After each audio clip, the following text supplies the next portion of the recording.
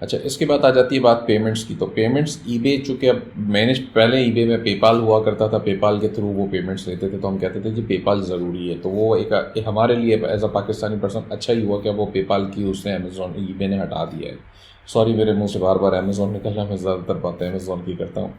चूँकि ईबे को मैं अरसे से हम उसके ऊपर सेल करते रहे, 2017 की बिगनिंग से लेके, तो हमने कोई 2019 तक तो बड़ा काम किया इसके अंदर।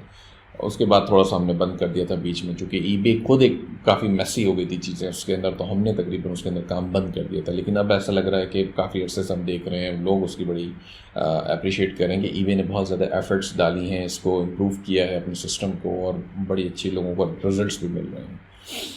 तो मैं इसलिए रेकमेंड कर रहा हूँ कि लोग अब इसके ऊपर काम करें, इसको कंसिडर करें, क्योंकि ज़रूरी नहीं है कि हर कोई अमेज़ॉन की तरफ दौड़े, और अमेज़ॉन के अकाउंट्स तो मिल जाते हैं, लेकिन अगर इन्वेस्टमेंट के मसले आते हैं या वो और भी वट एवर रीजन आते हैं, तो कम से कम अपॉर्चुनिटीज़ हों, डाइवर्सिफाइड हों हमारे पास।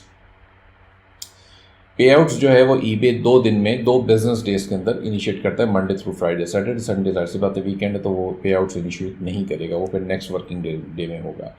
तो जब कंफर्म पेमेंट हो जाती है बायर से, यानी कि ईबे कंफर्म भी करता है, बाज़ औक़ात ऐसे बायर्स होते हैं जिसकी पेमेंट वेरीफाई नहीं होती है, या टाइम लग जाता है, या नया बायर होता है, तो ईबे को कोई भी शेडी इन्फॉर्मेशन अगर नज़र आती है तो पहले पेमेंट्स वेरीफाई होती हैं, तो वेरिफिकेशन में भी टाइम लग जाता है। तो बाज़ औक़ात हो सकता है कि आपको मंडे को सेल आई हो, लेकिन पेमेंट वेरीफाई होने में ट्यूसडे या वेडनेसडे हो जाए। तो अगर ट्यूसडे या वेडनेसडे होगा, तो उसके 2 दिन बाद, यानी कि 2 बिजनेस डेज के बाद आपको ईबे पेमेंट इशू करेगा। तो अगर वेडनेसडे को पेमेंट वेरीफाई हुई है, तो थर्सडे और फ्राइडे को बेसिकली ये पेमेंट आपकी वेरीफाई होकर इशू डिसबर्स करेगा आपके बैंक अकाउंट में।